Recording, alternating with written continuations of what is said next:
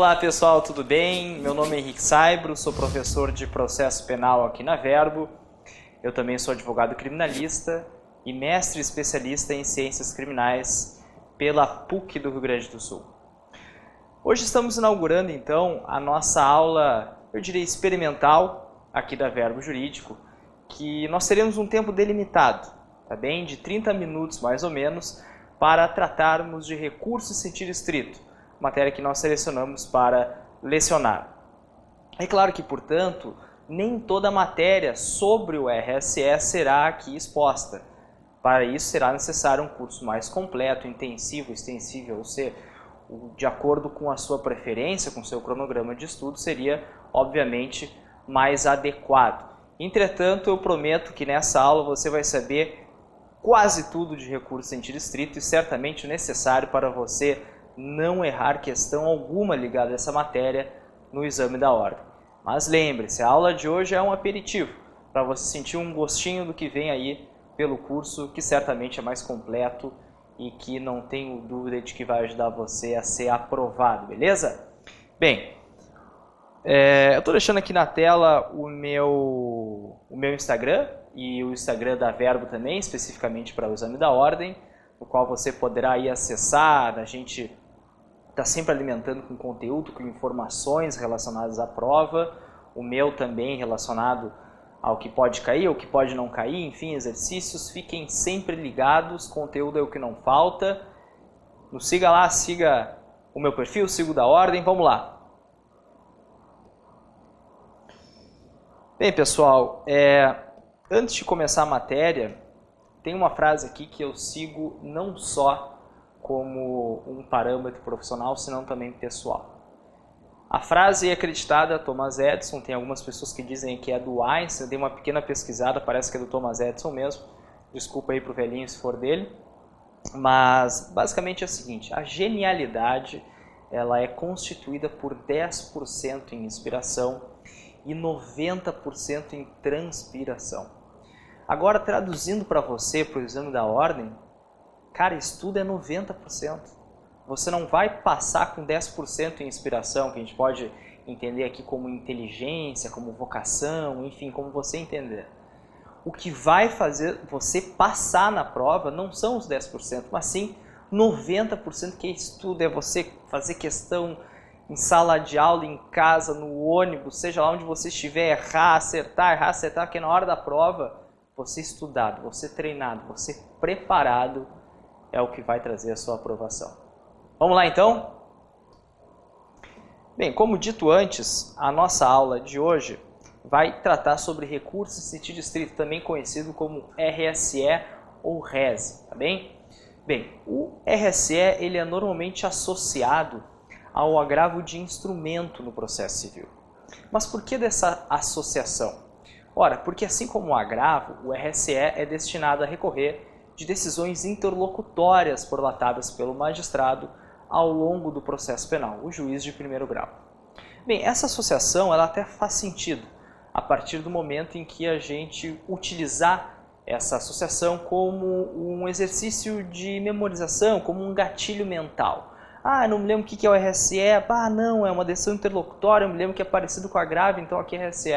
Ok, até dá para aceitar essa comparação.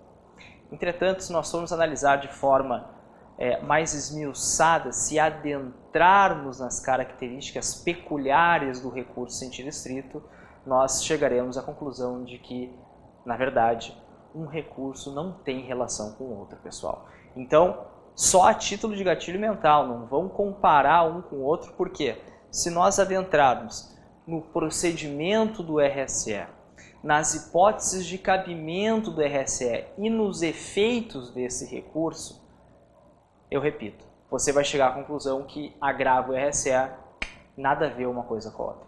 Tá bem? Então esse vai ser o objeto da aula de hoje, esses 3 pontos que na minha opinião são os mais importantes sobre esse recurso em espécie e que certamente vai deixar você preparado e confiante para o exame da ordem a respeito dessa matéria. Bora lá então. Vamos começar então pelo procedimento. Não tem muito segredo aqui, tá, pessoal? Mas vamos lá. O que inicia o procedimento do recurso em sentido estrito? Isso mesmo, é claro, uma decisão interlocutória. É a decisão interlocutória que inicia, então, todo esse procedimento ligado ao RSE. A partir da decisão interlocutória, o que nós temos? Vamos olhar para a telinha aqui, então. Nós temos o prazo para interposição do recurso. De 5 dias, pessoal. São 5 dias o prazo para se interpor o RSE. Após o prazo da interposição do recurso, abre-se o prazo novamente, mas agora de 2 dias para você apresentar as razões recursais, ou seja, os fundamentos pelos quais você entende que o seu recurso deve ser provido. Então aqui, 2 dias para a apresentação de razões. E agora atenção em mim aqui na telinha, pessoal. Nada impede você, seja como advogado, seja como um examinando para o exame da ordem, você apresentar, na mesma oportunidade que você apresenta a interposição do recurso em sentido estrito, apresentar também as razões do RSE. Aliás, é assim que você deve fazer caso caia RSE na segunda fase do exame da OAB.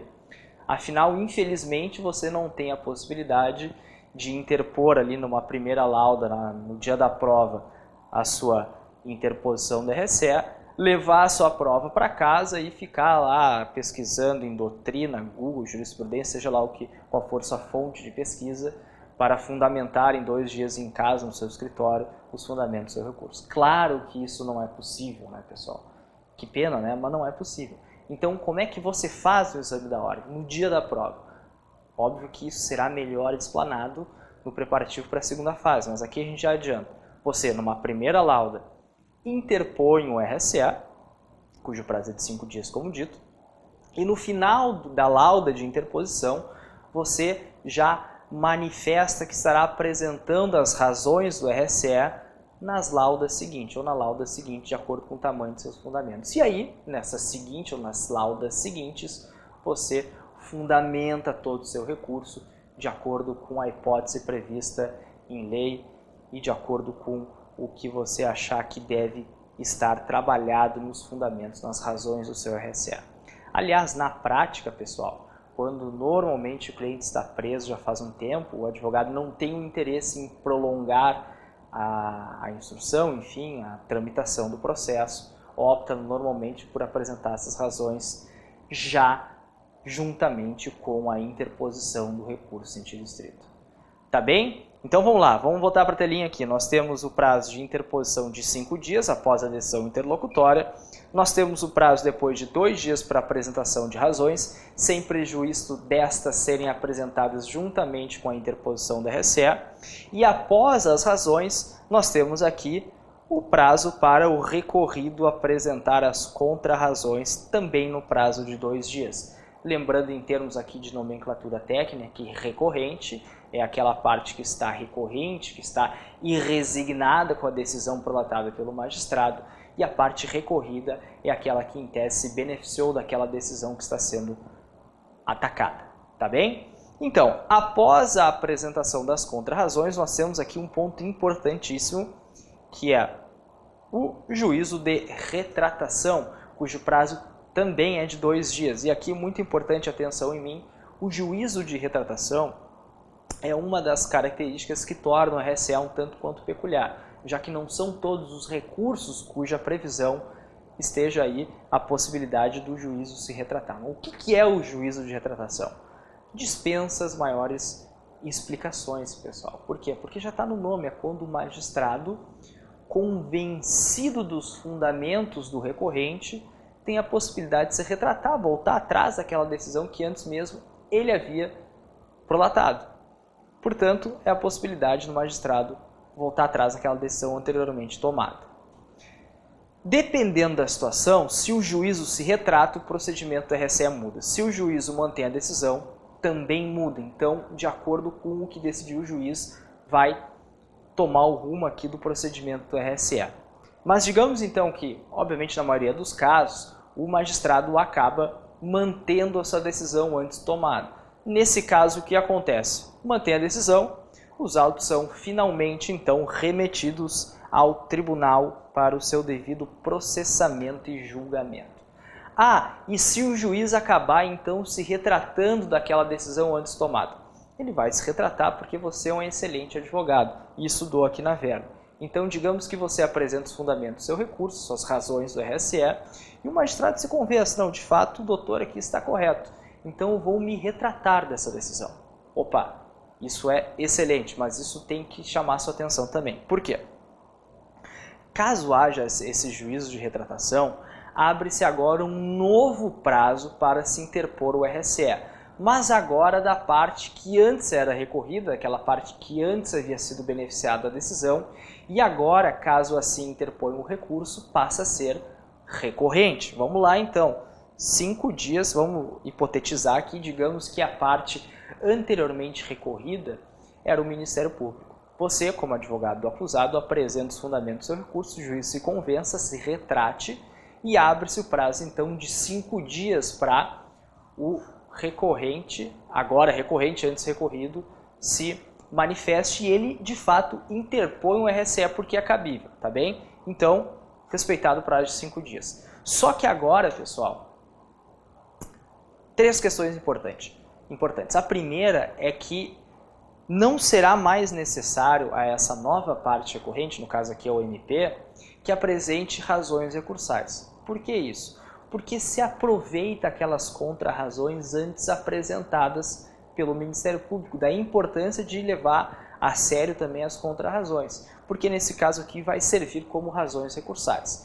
Da mesma forma, não vai se abrir prazo para contra-razões, para a parte que antes era recorrente e agora é recorrida, no caso o réu, né, nós, os advogados do réu, para que apresente novas contra-razões, porque as razões recursais já surtem efetividade em termos de contra-razões, tá bem? Então, olha só, não é aberto prazo para razões, nem para razões, e agora, talvez o ponto mais importante é que não cabe um novo juízo de retratação por parte do magistrado, por puro bom senso, por economia e celeridade processuais, tá bem?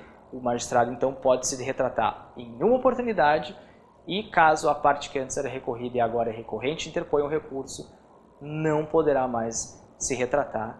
E daí, portanto, nós finalizamos aqui o procedimento, os autos são remetidos finalmente ao tribunal sem possibilidade de nova retratação. Beleza? Ah, é só isso? Não, não é só isso.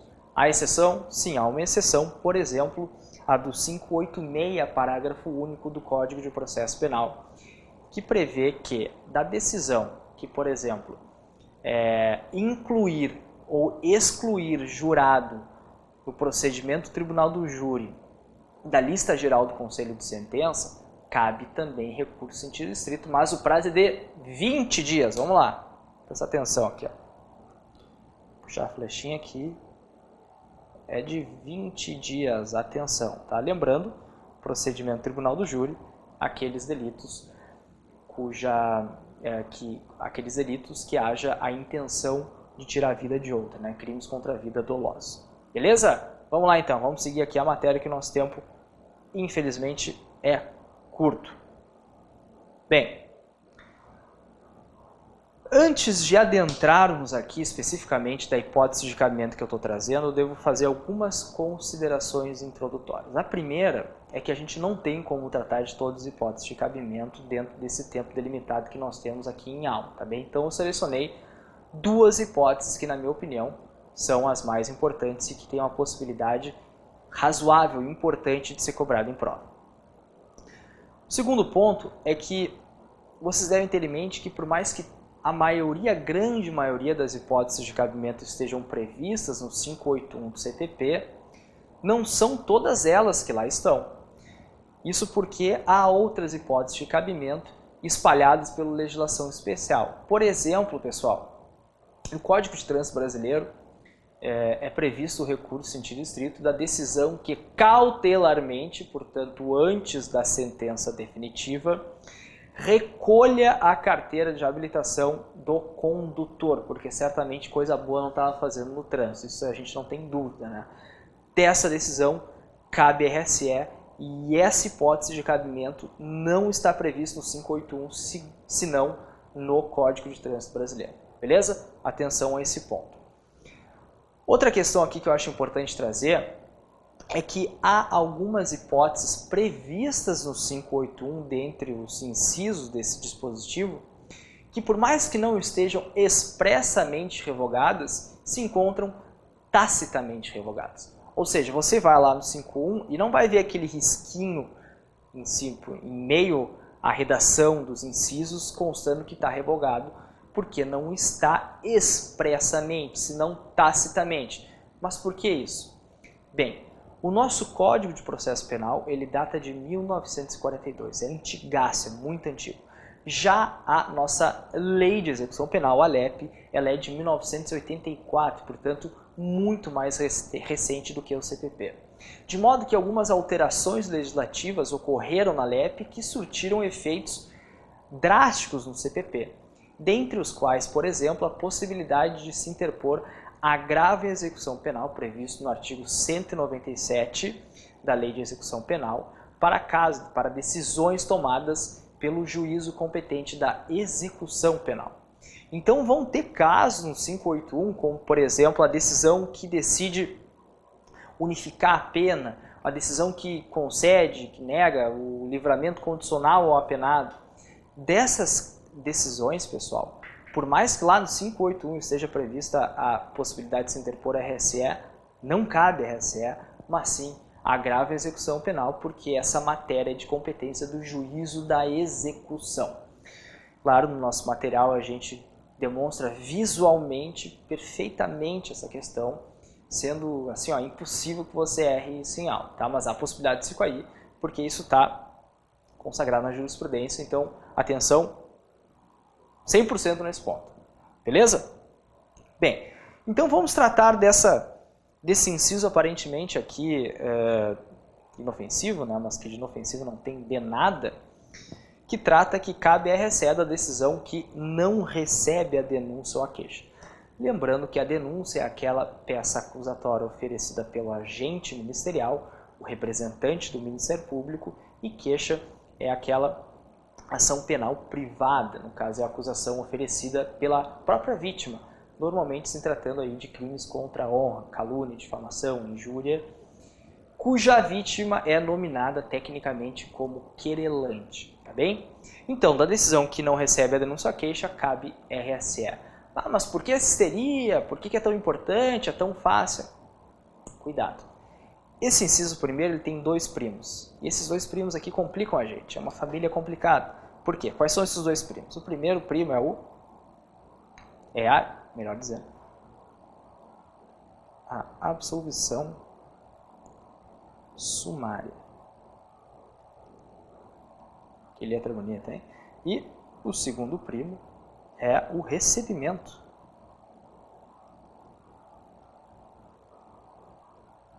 da denúncia. Bem, por que complica a gente aqui então? Vejam bem, pessoal. A absolvição sumária, diferentemente da decisão que rejeita a denúncia, ela faz coisa julgada material, não se esqueçam disso. A decisão que rejeita a denúncia por conta, por exemplo, da inépcia da inicial, por inobservância ao artigo 41 do CPP, não indicou a hora, o lugar e a razão, aí faroeste caboclo aqui. O que acontece aqui? A decisão ela é inepta e o Ministério Público ele tem duas possibilidades. A primeira, recorre da decisão por RSE, porque entende que a decisão, que a sua denúncia ela não é inepta, ou simplesmente concorda, se resigna com a decisão do magistrado e apresenta uma nova denúncia, dessa vez então atendendo aos requisitos do 41 do CPP. Então isso significa o quê, pessoal? Que tem coisa julgada formal, nada impede ou não impede de oferecer uma nova denúncia, o que difere substancialmente da absolvição sumária, que é uma absolvição, é uma sentença, entendeu? Então se o juiz entendeu ali que, desde logo que pelos indícios, pelo caderno probatório dos autos, se entende que o réu agiu em legítima defesa, que o acusado se defendeu, uma causa excludente de ilicitude, ele vai absolver sumariamente o acusado e se o Ministério Público não recorrer, faz coisa julgada material e aquela pessoa, por aquele fato, não pode mais ser denunciada. Olha que diferença brutal aqui. E mais, talvez ainda mais importante, da decisão que absolve sumariamente o réu, não cabe RSE. cabe apelação. Entendido? Importantíssimo, memorizem essas regrinhas que pega muita gente em prova, mas que não vai pegar mais você. Por favor, não vai pegar mais você. E o segundo primo aqui é o recebimento da denúncia. O recebimento da denúncia, pessoal, ele, diferentemente da rejeição, obviamente, concorda com aquela manifestação ministerial, concorda com a exposição do fato criminoso, concorda com a autoria, com a materialidade do delito, narradas pelo Ministério Público e, portanto, é o starting do processo penal. Qual a decisão cabível nesse caso? Qual o recurso cabível nesse caso? Nenhum, pessoal. Essa decisão, tecnicamente, é irrecorrível. Ah, mas eu sei que cabe habeas corpus para discutir a questão da legalidade. Sim, cabe habeas corpus, mas habeas corpus, devo lembrá-los, não é recurso. É uma ação autônoma de impugnação, é um remédio heróico que não se confunde com recurso. Beleza? Guardem isso. Vem essas diferenças aqui substanciais que vão fazer você evitar de errar, cair no pega-ratão, e uma questão na ordem às vezes faz toda a diferença para conseguir a sua vermelhinha.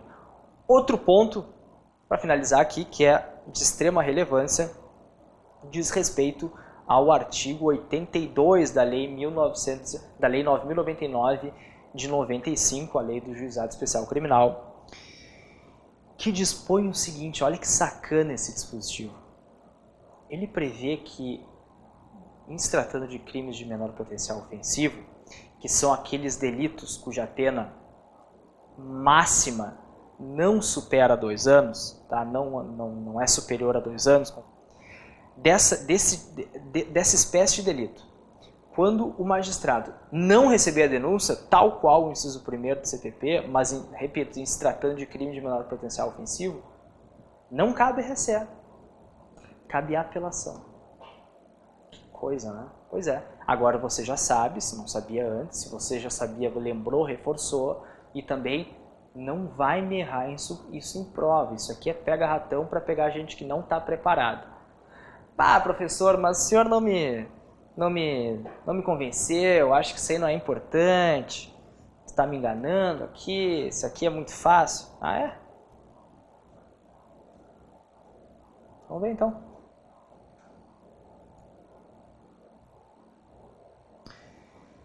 Última prova da OAB, caiu exatamente o que a gente está tratando aqui em aula. Exatamente mesmo. O que trazia a questão, pessoal? Olha só.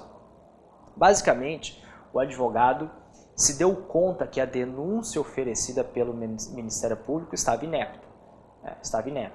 Bom, se reuniu com o cliente dele, você advogado, se reuniu com o seu cliente, e como você é um excelente advogado, você vai olhar para ele e falar o seguinte: não, caro cliente, caro constituinte, esta decisão, essa denúncia oferecida pelo Ministério Público, ela é manifestamente inepta. Ah, mas o que significa então, doutor? É isso aí que a gente vai ver agora. Bom, primeiro ponto aqui, vamos descartar o que está manifestamente errado já, para a gente ganhar tempo. Pessoal, a decisão que rejeita a denúncia, tá? A decisão que, a acusação que se mostra manifestamente inepta. Qual a decisão correta do magistrado? É rejeitá-la, que faz coisa de julgada formal, ou é absolver sumariamente o acusado em coisa de julgado material? É rejeitar a denúncia em coisa de julgado formal. Então a absolvição sumária é um devaneio, uma loucura. Então vamos já descartar aqui, ó, B, ó. Tchau, B. Nada a ver essa questão aqui, ó. Nada a ver. Olha C lá, ó. Nada a ver. Sai pra lá, tá toda errada. A absolvição sumária nem aqui nem na China. Então sobrou a A e a D. Vamos ver a D aqui. A rejeição da denúncia, ok. Podendo o MP apresentar recurso de apelação, galera. Ah, que coisa feia ler isso aqui, ainda mais depois de a gente ter trabalhado. Não é apelação, né, pessoal? É recurso em sentido estrito, como a gente viu até agora. Então tá errado. Está erradíssima. A correta, então, é a letra A, que diz que cabe por parte do magistrado a rejeição da denúncia, podendo o MP apresentar recurso em sentido estrito, caso assim não concorde, ou oferecer posteriormente uma nova denúncia, dessa vez reunindo, portanto, as condições do artigo 41 do CPP. Não tem muito mistério, né, galera? Olha só, às vezes a gente acha que a OAB é muito mais complicado do que efetivamente ela é, mas não é o caso. É só estudar, se preparar, que tudo fica muito mais fácil. Tá bem? Vamos lá então. Seguindo aqui com a matéria. Bora lá. Bem, aqui um ponto importantíssimo. Essa aqui, pessoal, é uma nova hipótese de cabimento de recurso em sentido estrito, o inciso 25 do artigo 581 do CPP, que prevê o cabimento de RSE caso o magistrado não homologue o acordo de não persecução penal entre o Ministério Público e o imputado. Essa nova hipótese de cabimento foi introduzida, foi promovida pelo chamado pacote anticrime. Então isso aqui é recentíssimo, isso aqui vai cair. Eu não sei se vai cair, não tem como saber que se vai cair, mas vai cair, porque é muito recente, é uma nova hipótese e pouca gente se atentou em relação a isso. O que é o acordo de não persecução penal? Basicamente, é um acordo entabulado com o imputado em se tratando de um delito cuja pena mínima seja inferior a 4 anos, tá bem? Desde que o imputado confesse formalmente a prática do crime e desde que esse delito também não tenha sido praticado com violência ou grave ameaça. O imputado também não pode ser reincidente e há uma série de outros requisitos que, pela delimitação da nossa aula, já que não é o nosso objeto, não cabe a gente adentrar aqui. Vou repetir, se você quiser um conteúdo completo, com tudo, alteração do pacote anticrime, uma tabela comparativa do que era o CPP e do que agora é com as mudanças do pacote, assim, um material aqui, ó, show de bola, dê uma chance para a Verbo, faça o nosso curso intensivo e extensivo, vale muito a pena, são professores excelentes, todo mundo quer essa aprovação, é bom para mim, é bom para os outros professores, é bom para a Verbo, é excelente para você, é um custo-benefício que lá para frente você vai dar risada, fazendo audiência em foro, fazendo sustentação oral em tribunal, no STJ, STF, saindo na mídia, aquela vida profissional que você sempre quis, tá? Acima de tudo, resguardando o interesse do seu cliente, tá bem? Então aqui, entendendo o magistrado aqui que aquelas cláusulas são abusivas ou que não cabe na hipótese prevista, por exemplo, o MP fazendo um acordo de não persecução penal num homicídio doloso, claramente não cabe aqui dentro da previsão do 28A do CPP, que prevê ali o acordo de não persecução. Então, atenção, pessoal, por favor. Essa hipótese de cabimento tem muita chance de cair no próximo exame da ordem, por ser alteração recente, por ser alteração promovida pelo pacote anticrime. Bora lá, então. Por fim, vamos tratar dos principais efeitos do recurso em sentido estrito. O primeiro é o efeito devolutivo. Como você possivelmente já sabe, o efeito devolutivo é um efeito já conhecido em várias espécies de recursos, não só do processo penal, como processo civil também, que basicamente diz o seguinte: aquela matéria que foi discutida no primeiro grau será devolvida ao judiciário, mas agora no segundo grau de jurisdição, pelo tribunal competente. Mas atenção! É claro que essa matéria é delimitada à discussão que foi enfrentada no recurso. Então, se o objeto do recurso é reconhecimento de prescrição, não poderá o tribunal apurar e adentrar na matéria relacionada à autoria e materialidade, porque foge do âmbito da delimitação daquele recurso interposto. Beleza? Também há o efeito extensivo. O que é o efeito extensivo? Eu vou dar um exemplo aqui que vai tirar sua dúvida sobre o que é o efeito extensivo. Supondo que você, advogado do acusado, peça ao magistrado de primeiro grau a extinção da punibilidade do seu cliente por decorrência do reconhecimento da prescrição. O magistrado a indefere, alegando que não é o caso de prescrição. Você então apresenta, interpõe o recurso em sentido estrito, apresenta as razões e o tribunal acaba dando provimento ao seu recurso porque você é um advogado muito bom e atento e técnico. E o que acontece então?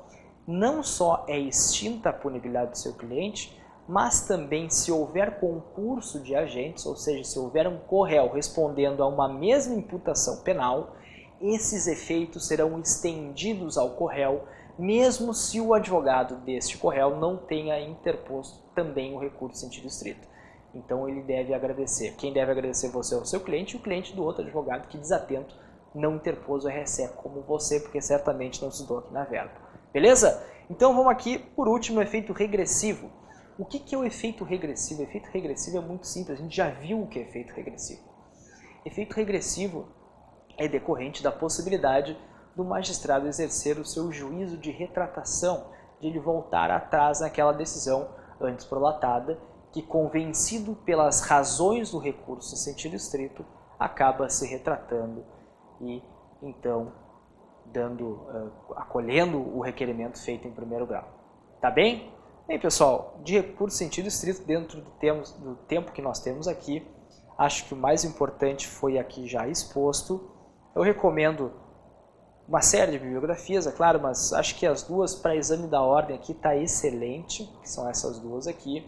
Ambas trazem não só as alterações, estão atualizadas com o pacote anticrime, senão também com julgados recentes do STJ, STF e até em alguns casos de tribunais, aí, seja federal ou estadual. Beleza? Então eu me despeço aqui e antes disso convido você a acessar o nosso portal do curso do Exame da Ordem da Verbo para você ficar inteirado aí dos cursos, datas de prova, conteúdo. Pessoal, vamos estudar, vamos baixar a cabeça, vamos passar nessa prova. Você tem total condições de passar, é só estudar. Vocês viram aqui, não tem mistério.